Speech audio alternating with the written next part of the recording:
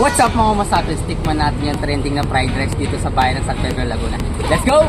At ito na nga, tinikman ko na yung Chinese style fried rice ng Flame and Wok. Ito nga pala yung trending na fried rice dito sa amin sa bayan ng San Pedro, Laguna. Matatagpuan lang pala to sa may labas ng Jam Building, katapatan ng Uncle John. At ito naman yung mga presyo ng mga signature fried rice nila.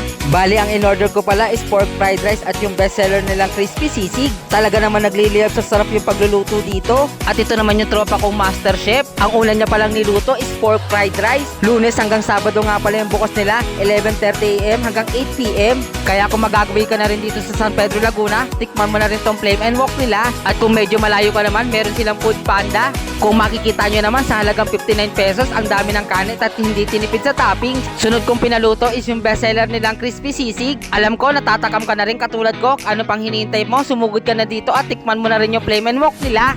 What's up mga masapis? Tikman na natin itong bestseller nila na crispy sisig. Parang overloaded na rin ito kasi ang daming toppings. Masarap to, siyempre, flavorful.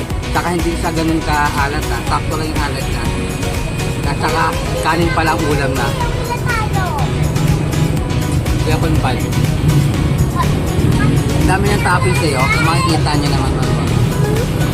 Mas pinasarap siya kapag merong mayonnaise. Talagang 69 pesos, magbubusog ka na talaga. Sulit to. At ayun lang, thank you for watching!